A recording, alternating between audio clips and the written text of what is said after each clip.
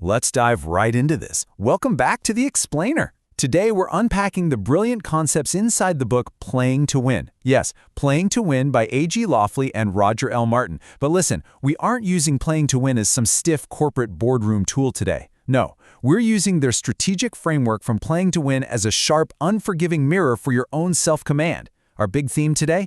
The hidden cost of keeping every option alive. We're going to keep coming back to that, because if you're operating with scarce attention and just way too many paths, you are exactly where you need to be. What if your backup plan is actually the leak? I really want to challenge your assumption right now that keeping doors open is the safe, responsible thing to do. We usually call that being prudent, right? But listen closely. Most people, they don't lose from a lack of effort. They lose from soft aims. They completely mistake range for power. They just keep saying yes until their nervous system is totally crowded, keeping all these paths open until no single path has any real way to it. Your proud habit of keeping every option alive. It isn't prudence. It's really not. It's just anxiety. It's anxiety protecting a painless identity. See, when you keep every option alive, you never actually have to be measured against one specific goal. A vague aim lets you stay looking impressive to everyone else, sure, but a clear aim? A clear aim makes you answerable. Think of a single cell for a second. A cell only survives because it has a membrane. Without a boundary, there is literally no organism at all. And guys, it is the exact same with your time and your energy. Without refusal, there is no strategy. If you don't build a strong membrane around your focus, your energy just leaks out. No true mass, no real momentum can ever gather. Okay, take a deep breath here because we're executing a major paradigm shift. We have to shift from a model that worships constant motion to a model that demands architecture. You see, scarcity actually trains us to chase movement. Having a full inbox somehow feels safer than making a clean choice. A rushed, chaotic mind feels productive because, hey, as long as it's running, it never actually has to sit for trial. We absolutely must stop worshiping motion. In the book, A.G. Loftley and Roger L. Martin stated as plainly as humanly possible, strategy is choice. So the absolute crucial point here is that your secret metric for success isn't what you say you want out loud. Your secret metric is what you reward when nobody else is watching. Staying constantly busy without ever actually choosing a definitive path, it's just a comfort ritual. It's a clever way to feel like you're winning without ever actually stepping into the arena. I want you to shift your attention inward for a moment and really ask yourself this. What option do you keep purely because it protects your image? What meeting do you accept just because refusing it might expose what you actually want? What skill are you actively avoiding committing to just because hiding behind your so-called potential feels infinitely safer than actual, measurable training? You collect backup plans. You collect opinions. You collect tiny little exits. And then you call it wisdom. But what if the backup plan is not protection? What if it's the leak? Think of a master chef. A chef can't possibly season every single dish into one giant pot. Heat needs a container. Flavor needs a cut. A plate needs a decision. Choosing an arena to play in is actually a mercy because it finally gives your energy some walls. And sometimes walls aren't a prison, you know? They're a vessel. They take a vague, scattered life and turn it into a highly focused force. We really have to separate the comfortable, cozy illusion of list-making from the ruthless reality of choice architecture.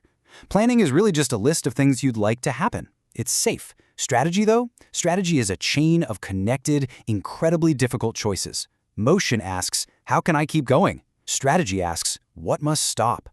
Let's anchor this in the real world for a second. Think of the skincare brand Olay. For years, it sat under cold store lights, trapped in a useful but really small meaning. Then, the choice changed. They didn't just shout louder or run more ads. They actively chose a different arena. That specific space right between mass market and prestige. The shelf became a battlefield of meaning. Their price, package, promise, and channel all had to perfectly align. The lesson for us? Your outer shelf reveals your inner category. You literally cannot outperform your own self-definition. Let's look at ancient history for a moment. At the Battle of Cannae, pressure won because the terrain was explicitly chosen beforehand. The center bent, the wings closed, and the massive opposing force walked right into its own trap. Strategy is not just throwing more strength at a problem. Strategy is a ranged strength. Adding raw effort before you've actually chosen your terrain is just scattered appetite. It burns incredibly hot, but it feeds absolutely nothing. This right here is the absolute harshest truth we pull from the book. Planning keeps the self intact. Strategy cuts the self into shape. Real strategy actually hurts because it tells you exactly who you are not. It completely forces you to shed the comfortable vanity and the fear you've been carrying around. Most people prefer planning because it just lets them keep their old identity safe and sound. Let that reality really sink in for a moment. Planning keeps the self intact. Strategy cuts the self into shape. Your desired future actually requires a smaller version of you. The old model of thinking, it dictates that you have to wait for confidence before making a choice. You wait for a sign. You wait until you feel ready. But the new model, the strategic model, builds confidence through choice. You literally build your reality and your certainty through the active selection itself. So how do we actually do this? Well, Lafley and Martin outlined a highly effective 5-step personal choice cascade. Think of this as your own clinical internal audit.